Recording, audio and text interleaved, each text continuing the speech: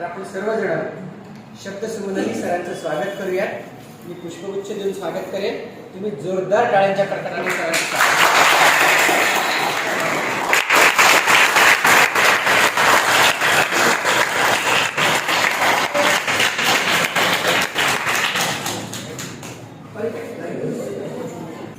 आपण काय करतो? If your protect your pH it will protect your health. Bus pH चं प्रोटेक्शन करा. कशाचं? म्हणजे पॉवर ऑफ हायड्रोजनचं प्रोटेक्शन करा. ऑटोमॅटिकली तुमच्या शरीरातले सगळे रोग नाहीसे होतील याच्यामध्ये. म्हणून पीएच ला सांभाळा. मग सांभाळण्यासाठी काय काय करावं लागतं? आपल्या शरीरामध्ये जेवढे काही रोग निर्माण होतात ते या पद्धतीने. सगळ्यात पहिले ऍसिडोसिस. ऍसिडोसिस कसा निर्माण झाला? जेव्हा मी श्वास घेतला 98% श्वास सगळ्या शरीरातल्या ऑर्गनला यूज झाला, 2% उरला. मग ते 2% फ्री रॅडिकल्स निर्माण झाला आणि तो उधम करतोय. जसं एखादी सायकलची रांग असते माहिती तुम्हाला. एखादा पिक्चर बघितला असेल, तो हिरो अशी लात मारतो, खळ लात मारल्यावर एका बाईकला सायकलला लात मारते, सगळ्या पडते, धड धड धड धड पडते का नाही पडत? तर तसं हे ऍसिडोसिस तुमच्या शरीरामधल्या प्रत्येक न्यूरॉन्सची अशी चेन शृंखला तोडत जातो, धडधड धडधड धडधड. मग तशाच पद्धतीने तुम्ही हळूहळू हळूहळू बिमार पडत जाता. एखाद्या मला माहित नाही पडणार, कारण तुमच्याकडे रिझर्वायर आहे. रिझर्वायर कुठे कुठे आहे? तुमच्या बोन्स मध्ये कॅल्शियम असं ठासू ठासू भरलेलं आहे. कसं ठासू ठासू भरलेलं आहे ना? पोटॅशियम आहे, मॅग्नेशियम आहे, कॅल्शियम आहे, आयर्न आहे, झिंक आहे, सगळं भरून दिलेलं आहे. ते बँक आहे. काय बँक आहे? पण या बँकेतून रोज काढत गेलं तर काय होणार आहे? विड्रॉल करून राहिले तुम्ही, पण फुलफिलमेंट नाही करत आहे. काय होणार? एक दिवस ती बँक डब्ल्यू पाहिजे म्हणून अब तो सुधारच्या भाई नाही तर सिल लावा लागेल महिला बँकेसाठी. बरोबर ना? कारण लोन देणं चालू येणं कमी. मग काय करावं लागेल? आपल्या शरीरातलं ऍसिडिक नेचरला आपल्याला वाचवावं लागेल, कमी करावं लागेल. म्हणून जेव्हा तुमच्या शरीरात हे जे कॅनचं पाणी आहे, कॅनचं पाणी म्हणजे हे पाणी जेव्हा जाईल तुमच्या शरीरात तर काय होणार?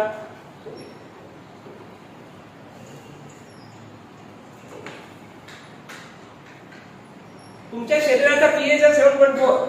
याच्यात potassium, magnesium, calcium, iron, zinc नाही. काय नाही? गुड मिनरल्स नाही.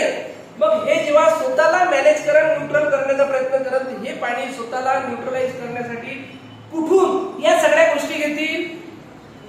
तुमच्या बोन्स मधून, तुमच्या मसल्स मधून, तुमच्या रक्तामधून, तुमच्या मांस मधून, तुमच्या शुक्रामधून सगळं मॅनेज करेल. या पाण्यात जर तुम्ही मासोळी जर टाकून बघितली तर मासोळी मरते. आपण लहानपणी शिकलो होतो मछली. क्या नाम है? मछली. मछली का जीवन क्या है? पानी है. मछली को पानी से बाहर निकालो तो पानी में डालो तो जिंदा रहती है.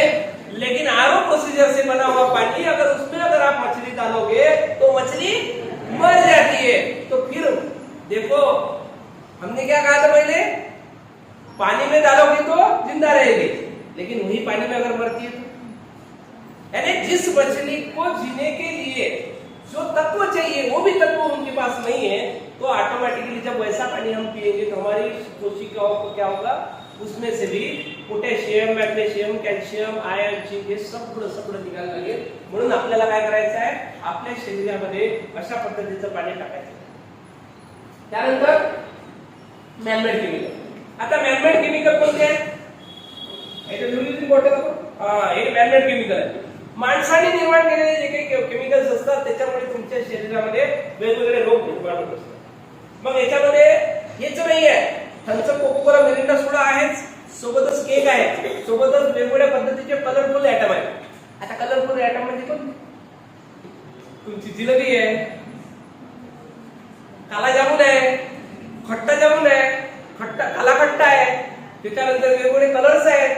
ते सगळे मॅनमेड केमिकल्स आहेत. आणि तुम्हाला माहिती आहे व्हॅनिलाची शेंग किती रुपयाची? 1 किलो व्हॅनिलाची जर शेंग घ्यायची असली तर ती आहे 1.5 लाख रुपये किलो. किती? 1.5 लाख रुपये किलो. माझा वाटणं योगायोगाने 1.25 लाखच आहे. 1.5 लाख नाहीये तर कधी कधी लोक म्हणतात 1.25 लाखांचा एक मुलगा आला म्हणजे झाले म्हणजे तुम्ही 1.5 लाख. तर असो तर 1.5 लाख रुपये किलोचा जर अर्थ काढला तर कमीत कमी किती लाख रुपये किलो मिळेल तो? 3 लाख रुपये किलो तर मिळायला पाहिजे.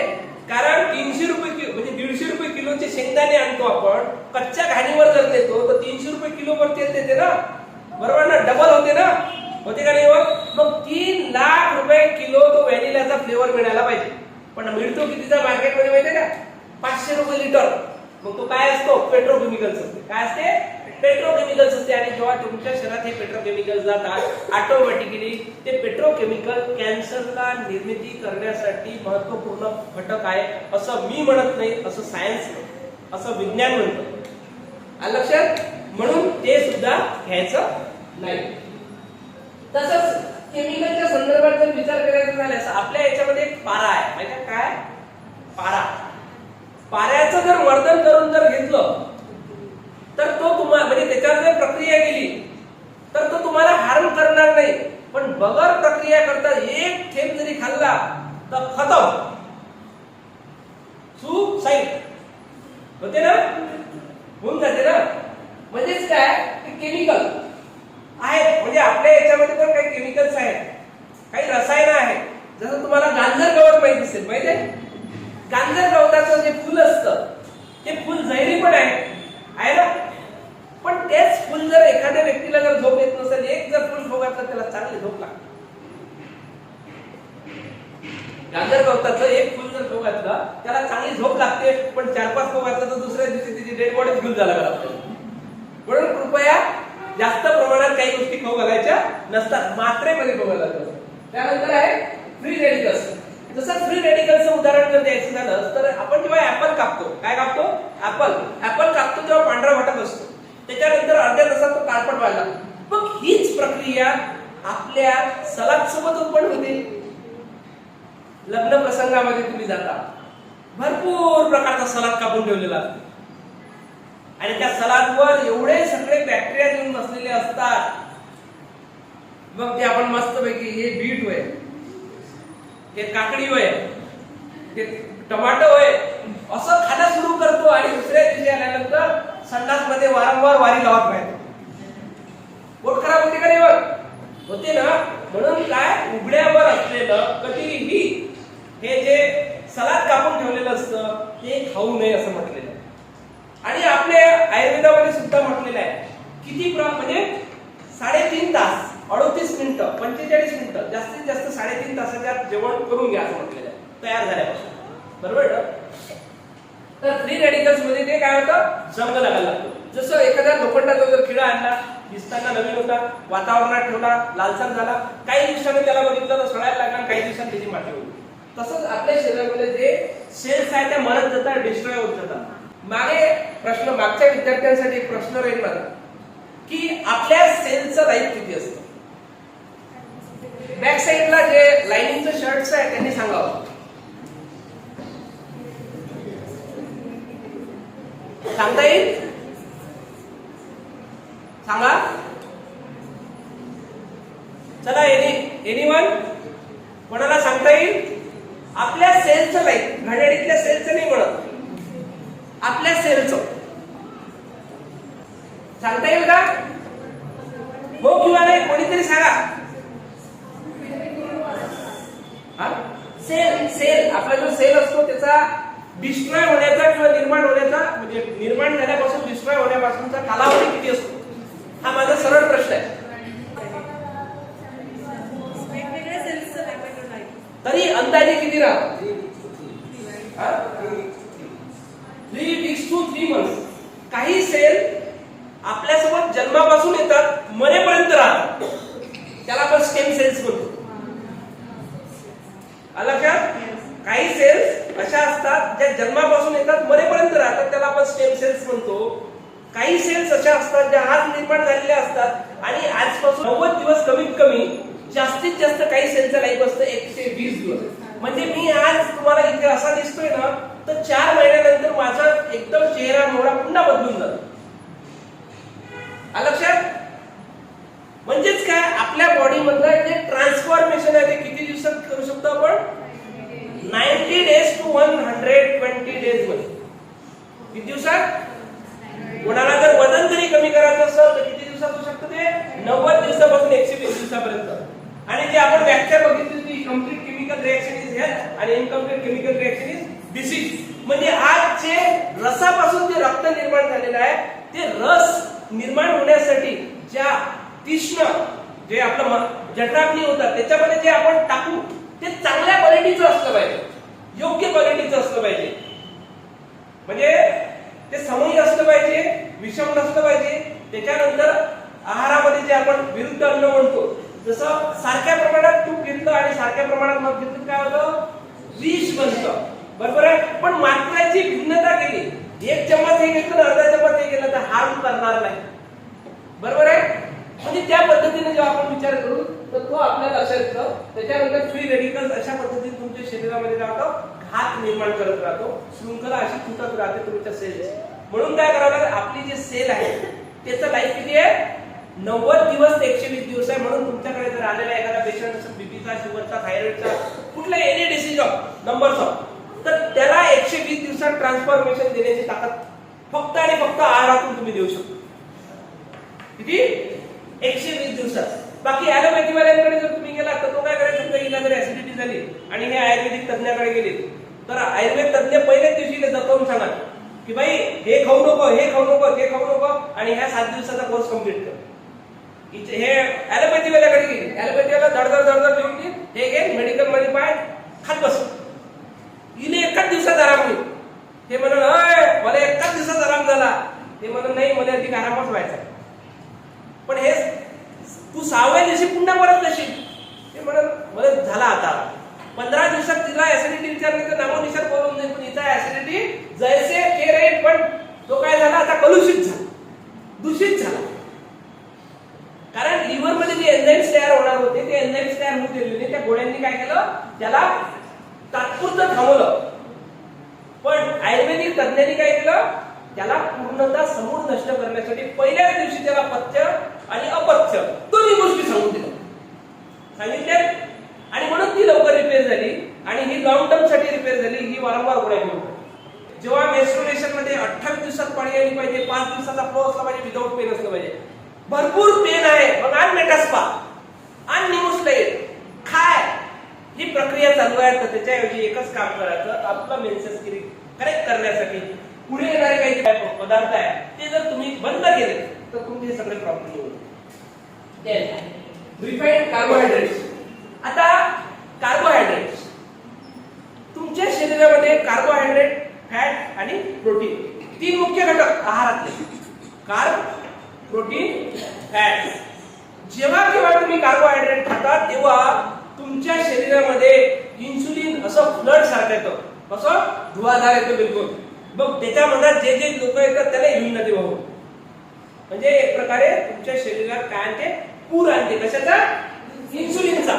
आणि जेव्हा इन्सुलिनचा जेव्हा पूर येतो तर ऑटोमॅटिकली हीच कंडिशन आपल्या प्रत्येकाच्या ताटात आहे. आजच्या कोणी मेस मध्ये असेल, कोणी इकडे असेल, कोणी तिकडे असेल, पण ताटाचं जर अनालिसिस केलं तर त्याच्यात कार्बोहायड्रेट शिवाय दुसरा कोणताच पदार्थ नाही. बरोबर आहे का? चूक आहे? भात कार्बोहायड्रेट, पोळी कार्बोहायड्रेट, भाजी कार्बोहायड्रेट, त्याच्यानंतर तुमचं जे थोडंसं सलाद असेल, कुलिकसं छोटंसं कमीत कमी मात्रे. बरोबर. काही असं बिलकुल एखाद्या वेळेस टमाटा महाग झाला तर तो जो मेसवाला आहे टमाटे देत नाही त्याच्यात. कांदा महाग झाला तर एकच फोड कांद्याची देते. कारण माझ्यासोबत घडलेला आहे असा प्रकार म्हणून सांगतो. नहीं कांदे सर 200 रुपए किलो हो गए, इसलिए महंगे कांदे, इसलिए कांदे की कांदा नहीं मिलेगा, मुला जरूर मिलेगा. खाल्ला बरं. इन्सुलिन तेव्हा तुम्ही प्रोटीन खाता. काय खाता? प्रोटीन खाता. तेव्हा नदीचा जसा प्रवाह, म्हणजे नदीचा जसा प्रवाह असतो त्या पद्धतीने प्रवाह असतो इन्सुलिनचा. आणि जेव्हा तुम्ही फॅट खाता वेगवेगळ्या रूपात, मग ते दही असू शकतं, ते तुमचं म्हणजे नट्स असू शकतात. जसं 2 समजा जर बदाम जर खाल्ल्या तर त्याला पचवायला किती सूर्यनमस्कार मारावे लागेल? 2 बदाम खाल्ल्या त्याला पचवायला किती सूर्यनमस्कार घालावे लागेल? जवळपास 108 घालावे लागेल, तेव्हा आपण ते पचते. किती 108. छोटा म्हणजे लहानसा आकडा नाही आहे 108. त्यातले ते 12 आसनाची शृंखला सूर्यनमस्कार म्हणजे पहिला म्हणजे नमस्कार आसनापासून ते शेवटच्या पर्यंत 12 आसनाचे असे 108 वेळा तुम्हाला प्रक्रिया करावी लागेल तेव्हा पुढे त्या 2 बदामा बसतील. मग अशा पद्धतीचं जेव्हा फॅट खासांचा प्रॉब्लेम ते पडतो म्हणून त्याला कसं बनवायचं काय बनवायचं ह्या सगळ्या पण गोष्टी मी सांगत असतो.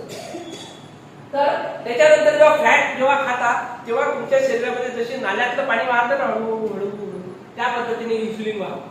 म्हणजे तुम्हाला जर त्या व्यक्तीचा डायबिटीज घालवायचा असेल काय करायचं असेल डायबिटीज जर घालवायचं असेल तर त्याला तुम्ही जास्त मात्रेमध्ये जर फॅट दिलं कार्बोहायड्रेट जर त्याचं स्किप केलं थोडंसं स्तर ठेवलं आणि प्रोटीनची मात्रा थोडी वाढवली तर ऑटोमॅटिकली त्याचा diabetes within 3 months or 4 months मध्ये त्याचा जागरण जातो. माझ्याकडे असे कित्येक सारे लोकांचे रिपोर्ट्स आहेत जे त्यांचे म्हणजे HbA1c 12 होतं 16 होतं 18 होतं 3 महिन्याच्या आतमध्ये 6.5 वर आले 6 वर आलेले 2 वर आले. इव्हन डायलिसिसचे पेशंटचे डायलिसिस सुद्धा थांबलेले आलं का.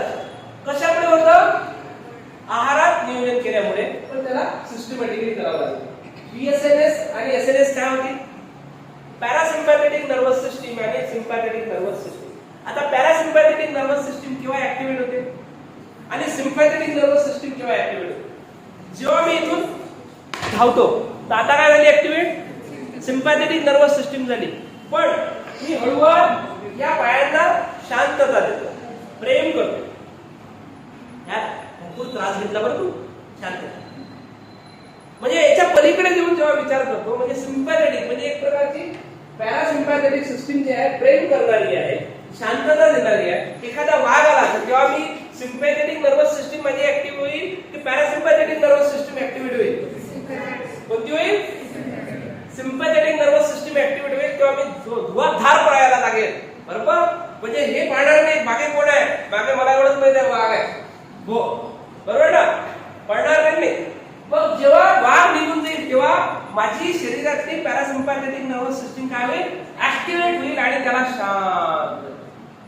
वाघ गेला गेला तरी बघितलं नाही आला गेला म्हणजे धापा चालूच आहे मग त्या धापाला सुद्धा शरीर आपोआप काय करतं शांत करतं रिलॅक्स करतं. घाम आला त्या घामाला सुद्धा शरीर ऑटोमॅटिकली पुन्हा ऍब्सॉर्ब करतं का नाही. म्हणजे या सगळ्या गोष्टी होतात त्या पॅरासिम्पॅथेटिक नर्वस सिस्टीम मध्ये. आणि सिम्पॅथेटिक नर्वस सिस्टीम मध्ये जर वारंवार अशा पद्धतीचे फ्लक्च्युएशन जर तुमच्या आयुष्यात जर येत राहिले तर आत्ताच 25 तारखेला मागच्या महिन्यात नागपूरला एका मुलीने आत्महत्या केली. तुम्हाला माहित असेल एका संबंधित डॉक्टर प्राध्यापक आहे तर त्यांच्या म्हणजे वडिलांनी मुलीवर आणलेल्या प्रेशरमुळे तिने आत्महत्या केली. हेलियम गॅस चा वापर करून आणि पन्नीचा वापर करून तिने स्वतःला सुसाईड केली. कारण तिचं वारंवार सिम्पॅथेटिक नर्वस सिस्टीम तिचा बाप ऍक्टिव्हेट करत होता. काय करत होता ऍक्टिव्हेट करत होता. त्याच्यामुळे ताण तणाव इतका प्रेशराईज झाली शेवटी तिने आत्महत्या केली. आणि आता पेपरला बातमी पण येऊन जाईल काही दिवसातच कारण मी वार्ताहर सुद्धा तुमच्या माहिती असो तो बातमी वेगळा. पण सिम्पॅथेटिक नर्वस सिस्टीम ऍक्टिव्हेट सातत्याने राहिली तर त्याला सुद्धा कंट्रोल करण्यासाठी एखाद्या सायकोलॉजिस्टचा किंवा एखाद्या मित्राचा किंवा मैत्रिणीचा आधार घ्या. स्वतःच्या मनात त्या विवंचना दाबून ठेवू नका ताण तणाव दाबून ठेवू नका. तर सिम्पॅथेटिक नर्वस सिस्टीम ऍक्टिव्हेट लक्षात सातत्याने करू नका. ताणतणाव असेल तर त्याला घालवण्याचा प्रयत्न करा. सायकोलॉजिस्ट किंवा सरांची मदत घेत चला त्यांच्यासोबत शेअर करा मार्ग निघतो ठीक आहे. त्याच्यानंतर सर्केडियन सायकल तुमचं सायकल काय म्हणते जसा सकाळी 10:30 ते 11:30 दरम्यान 1.25 लिटर ऍसिड सिक्रेट होतं तुमच्या पोटामध्ये. किती होतं 1.25 लिटर. जेव्हा 1.25 लिटर ऍसिड सिक्रेट होतं म्हणजे जवळपास याच्यापेक्षा थोडीशी मोठी बॉटल असेल आलं लक्षात. तर 1.25 लिटर ऍसिड जेव्हा सिक्रेट होतं तेव्हा त्या दरम्यान जर तुम्ही जेवण केलं नाही तेव्हा लागलेली असते तीक्ष्ण भूक. कशी लागलेली असते तीक्ष्ण. आणि त्या दरम्यान तुमच्या लिव्हर मध्ये जे ऍसिड निर्माण झालेलं असतं ते 1.8 ते त्या 2च्या दरम्यान असतं बरोबर आहे. तर त्या दरम्यान जर तुम्ही अन्न टाकलं किती अन्न टाकायला पाहिजे कमीत कमी ग्रॅम, किती 300 ते 400 ग्रॅम. जर त्या वेळेस जर तुम्ही ते अन्न टाकसाल तर त्या अन्नाला ते काय करून टाकेल, असं बारीक कसं करून टाकेल, एकदम करून टाकेल, असं पातळ करून टाकेल. पण तुम्ही 10:30 ते 11:30 दरम्यान जर जेवण केलं नाही, ते ऍसिड इथं तयार झालं होतं, तयार झालं, काहीच काम केलं नाही तुम्ही, ते ऍसिड असं वर सरकत सरकत सरकत सरकत इथपर्यंत आलं. मग इथपर्यंत आला तर कोणाचे विकार निर्माण करेल तो? छातीचे. इथपर्यंत आला तर गड्याचे, थायरॉइड. दातापर्यंत आला तर दाताची ऐशी कैशी. मग अशीच काय म्हटलं तुम्ही, जेवढी काही डेंटल इंडस्ट्री आहे कोणाच्या बरोबर जाते, तुमच्या पोटाच्या बरोबर जाते. म्हणून पोटातल्या ऍसिडला मॅनेज करा, ते सांगतो तुम्हाला. त्याच्यानंतर जेव्हा हे ऍसिड इथपर्यंत आलं, तेच जर डोक्यात गेलं तर मायग्रेन, तेच नाकापर्यंत आलं तर सर्दी, तेच कानापर्यंत गेलं तर बहिरा. बरोबर ना? दुखतात ना कान. त्याच्यानंतर तेच डोळ्यापर्यंत आलं तर कॅटरॅक्ट. आणि आता त्याच ऍसिडचा उलटा प्रवाह चालू झाला. मग उलटे येताना जसे जसे जे जे त्याच्या मार्गात येतात त्यांना डॅमेज करत जातं. मग डॅमेज करता करता इथं आलं, लिव्हर पर्यंत पुन्हा वापस आला. लिव्हरच्या खाली पुन्हा एक भाग आहे, कंपार्टमेंट आहे ना, तिथं काय आहे, अल्कलाइन ग्रेड आहे. त्या म्हणजे बाईल ज्यूस आहे, त्या बाईल ज्यूसला मग ते ऍसिडिक करणार. मग आता बाईल ज्यूस ऍसिडिक झाला तर मग तिथं काय आहे, काय आहे तिथे आजूबाजूला ऑर्गन्स आहे वेगळे, किडनेस. तेच तर किडनीवर गेलं काय, किडनीच्या संदर्भातले विकार. किडनीतून जेव्हा ते युरिनरी ट्रॅकच्या माध्यमातून जेव्हा ते रक्त म्हणजे बाहेर निघेल, पाणी बाहेर निघेल, तर त्या ट्रॅकला डॅमेज करेल, म्हणजे ऍसिडिक होईल. तर मग लघवीत जळजळ होणार की नाही होणार? बघा, तुम्ही अंदाज करा. ज्या दिवशी तुमच्या लघवीचा कलर पांढरा भटक असतो, कसा असतो, त्या दिवशी तुम्हाला लघवीमध्ये जळजळ होत नाही. आणि ज्या दिवशी तुम्हाला तुमची लघवी पिवळ्या कलरची होते, त्या दिवशी तुम्हाला लघवीमध्ये जळजळ होते, बेचैनी होते आणि इरिटेशन सुद्धा होते. म्हणजे समजून जायचं का आपल्या शरीरात काय काय केलंय कमी, पाणी. काय केलंय कमी, पाणी. आणि पाण्याचा एक नियम आहे, तो म्हणजे असा की आपल्या आयुर्वेदामध्ये सुद्धा सांगितलेलं आहे की जेवणामध्ये मुरमुर पाणी प्या. कसं मुरमुर म्हणजे थोडं थोडं. पण जेवणानंतर पाणी पिऊ नका.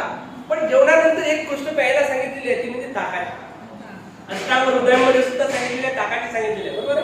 तर ताक पिलं तर ते म्हणजे अमृता समान काम करतं, पण पाणी पिलं तर ते विषा समान काम करतं, बरोबर ना.